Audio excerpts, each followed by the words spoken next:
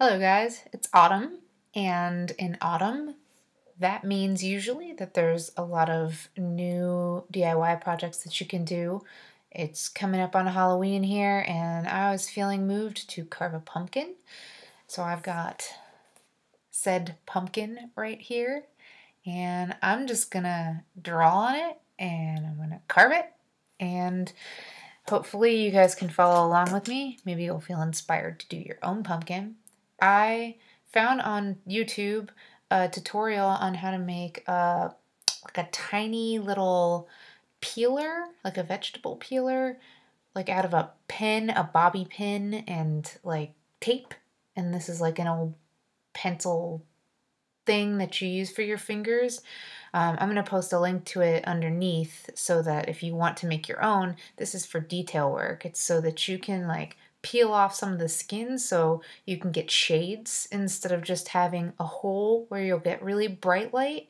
This will make it so that you can shave off some of that dark skin, and then you'll get kind of like a middle brightness. So you'll have the dark skin, middle brightness, and then you'll have the empty hole. So this is nice if you want a lot of detail work. And it's me, so of course I want a lot of detail work. So here we go. Okay, so to start with, I'm going to be drawing on this pumpkin with some Sharpie.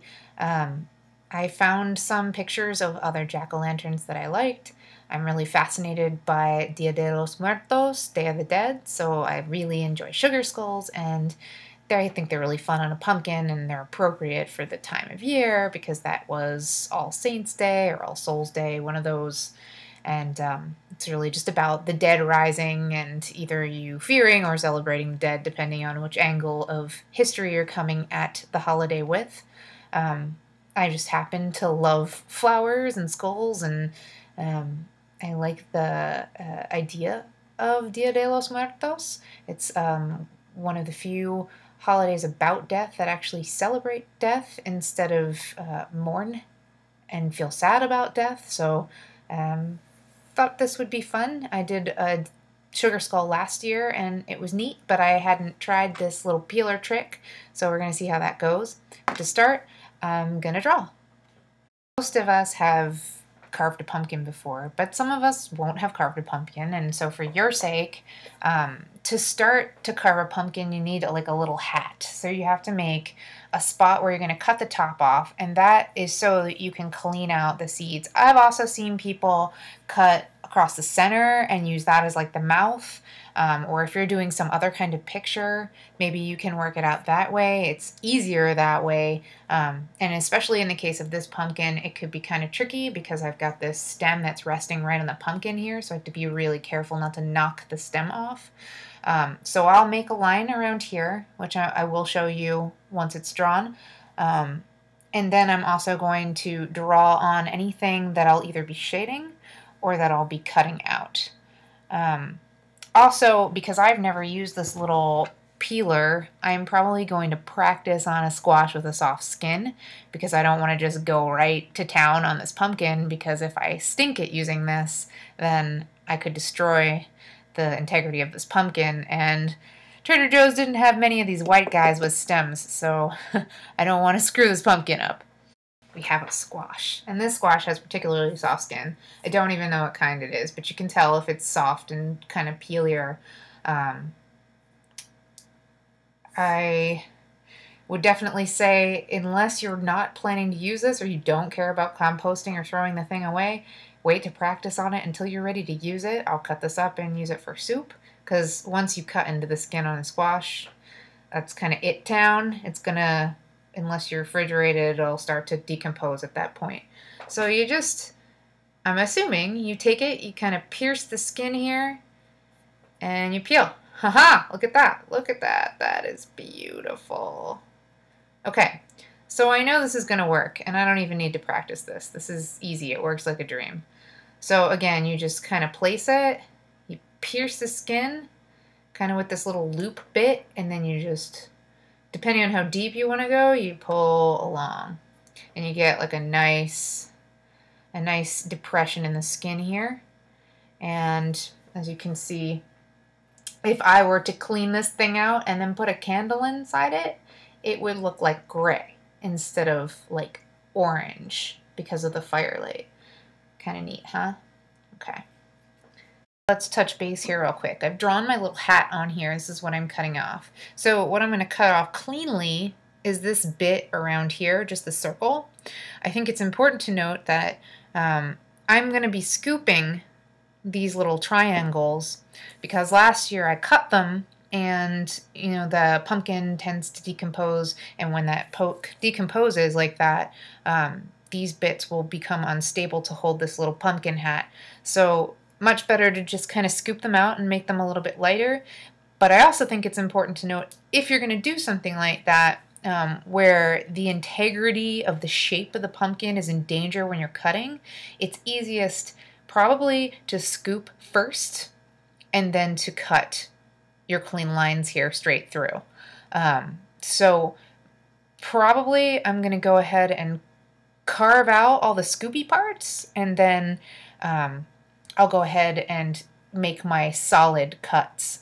Of course, in the case of this pumpkin hat, this has to come out first, right? Because I'm going to clean out the inside of this pumpkin. But then all the rest of this, I'll be doing the scoopy bits beforehand. Sort of cutting this over there on a cutting board, but I want, for the sake of showing you, to show you what I'm doing here, I am cutting right here along this clean line.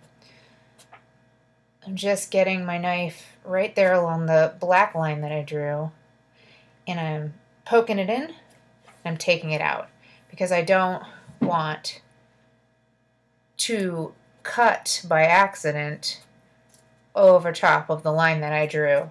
So I'm being very careful. Plus I have the added complication of this cute little stem, which I don't want to break. So it's a little bit tricky, and so I need to go slow. I just wanted you to see that, because you can just, but you might end up with a sloppy pumpkin, and if you're going to all the trouble to be so detailed, maybe you don't want a sloppy pumpkin. This is definitely going to be super tricky with this little pumpkin hairdo here. I'm not sure how I'm going to handle this stem, but it might just be once I get all this cut around, it'll be brute force. It'll be a surprise to me too. I'm almost cut all the way around except for in that one spot.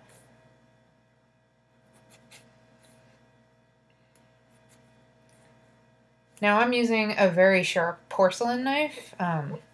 Sharper the better, but in cases of great detail you want something smaller. So you know, obviously you're going to want to work with what you have. If you're like really serious about this, maybe you should go out and buy a sharper knife if you don't have one, because it does require a bit of precision. Probably I'm going to have to take this around and really loosen it up. So I'm going to go around over there on my cutting board, and then I'm going to gingerly try to pry it up because I don't want to rip this stem off. So if I'm successful, or when I'm successful rather, I will come back and show you what I've drawn next. I switched to a wider knife here so I could cut deeper and pry. And I was, in fact, able to get this little hat off. I did go over the line a little bit, but not to the point where I can't just scoop that off. Again, I'm not going to bother in this case scooping until I've had everything all drawn. Just for the sake of actually getting the inside cleaned out, I went ahead and cut cleanly here. To be continued. Your bowl ready, because now you're going to have some of the best part of carving a pumpkin, all those fresh seeds. So what I do is I scoop them out with a spoon, and then I put them in a bowl, and I fill the bowl with water over top of the seeds, and I kind of run my hand through them so that I get some of that pulp off, and also so I get that first layer of slime off. And then once you get the pulp and the slime off the first time around, you're going to actually remove the seeds from that water into perhaps another bowl. Get all that pulp out, and then you're going to rinse them again. And later you can roast them. You can either roast them long and slow, or you could do a double roast. I like to put some oil and spices on them. They're super healthy for you. They're really delicious. And don't throw them away because they're good for you, and they're so much better fresh than they are bought. So if you usually buy them, this is like a real treat. So save them, use them. Spoon here with like a nice depression, and I know I'm going to be able to put some force behind scooping with it, so I'm going to use this to actually scoop the seeds out and actually some of the flesh along the sides. Because remember, you will be cutting all the way through there, and just to keep it from being such a pain for you, you want to get some of that flesh out. You can save it and eat it, or you can compost it, whatever you want, but don't leave it all there. But also, don't scoop it so thin that there's nothing to hold the integrity of the pumpkin. You want at least about 1 inch of skin between the front and the back so that the pumpkin can hold itself up as it ages. So yeah, if you've got something like this, real good. Otherwise, you can use like a regular tablespoon, but it's going to be longer and more of a pain for you, so something bigger, faster. So now I've got my pumpkin all cleaned out so you can see what it looks like in there. This is a smaller but meatier pumpkin than the big orange ones. I had to do some scooping. I want you to see all that came out of there. I did get a lot of the sides off, even though it doesn't look like it.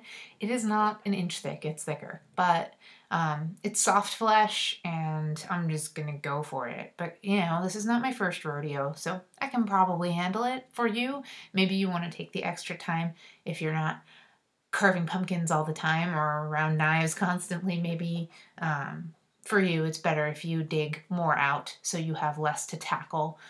Depending on your arm strength, this is super hard on your hands, gets exhausting. Just depends on your goals. I like things really detailed, so this pumpkin's gonna take a while. So my next step, I'm gonna put aside these seeds for later. I'll be cleaning that out and using them, and I'm going to draw on this pumpkin. I've got some pictures. I can't show you because they're on the computer, but I'm going to show you before I start cutting in what I've got, and then I'll talk about the process some. Okay, so I've drawn on the different parts that I'm going to cut and scrape, and I forgot to tell you that if you want an even darker shade when you light the pumpkin, you can paint black in certain spots, and that will make that spot even darker than the actual skin is going to look when the candle is lit. So anything that I've got colored in black here is going to get then painted black with just acrylic paint should be fine. Nothing that fancy because it's a rotting pumpkin, right? And you can see I kind of crossed over some lines and got a little sloppy in places. That won't matter because I'm going to scoop all that off. Now, where I was not very smart is that my drawing goes pretty low on this pumpkin, and some of the most important features are super low. So when it sits, unless this person puts it kind of at eye level, you're not going to see all of it. So that's just a choice. I wanted to get in more of a variety of detail, so I opted to use the full face of the pumpkin. Now sometimes you can use a different side of the pumpkin and you can see more. This side actually seems a bit fuller and maybe even cleaner, but that is why I chose not to use it. On this side there's a blemish. It's an actual blemish that could rot faster, and so I thought I would work it into the design so I could take it off. So all of these were actual choices that I made, but depending on what you're trying to achieve, how long you want to have this pumpkin survive, what you're using it for, you can make those choices for yourself. And it also depends on the integrity of the pumpkin that you got. Is it tall? Is it short? Is it orange? Is it white? Is it thin? Is it thick? How's it going to work with whatever design that you choose and whatever skill that you have? And remember, when you're cutting into this, the more angles that you have, you've got to cut that out somehow. And it's hard with a little knife on this skin not to just stab too hard and slip and kind of destroy the design. You also have to be careful about cutting your hand. That can happen. Make sure you have a very sharp knife for this and that you watch your hands. Never cut towards yourself. So I'm going to go ahead and I'm going to scoop now, because remember, you want to scoop first because get like these little spots that you just want to scrape the skin layer off first. Because then once I start cutting actual pieces of the pumpkin out, it not only is going to get harder to scoop that, but I risk caving in the pumpkin in certain spots, and that would stink. I've gotten this far. So I'm going to show it to you after I've scooped, and then we'll go the next step. Okay, whew, that was time consuming. That took like 2 hours for me to scoop out all the stuff. I don't know how well you can see, but you can hopefully see that I have scooped out some depressions, and hopefully that when I set the candle in there and light it, hopefully that will show a little bit lighter than the pieces with the skin. Now this is a white pumpkin, so I'm not sure how well that's going to work. I actually did take a knife and kind of turn it in a circle to make these little dots, and then I took a paper clip that was bent out and actually punched it through, and I'm hoping that'll show a little more light where there's dots like pinholes.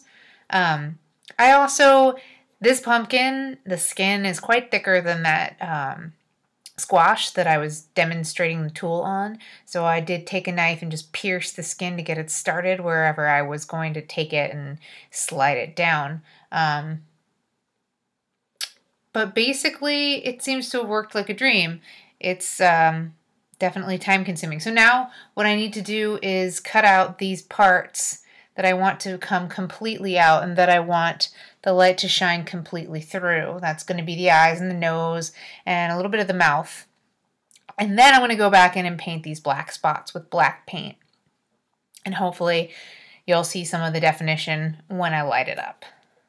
Here is my finished jack-o'-lantern with his little hat on.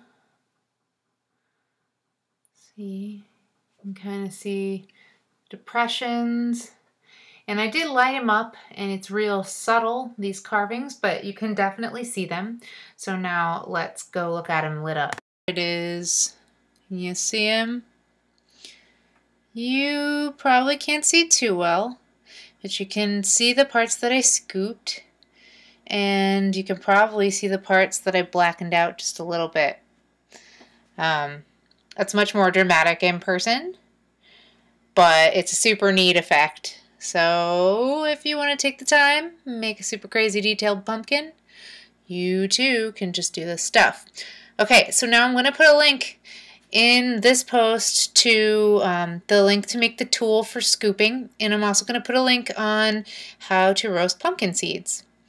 Alright, well, if you enjoyed this, give it a like.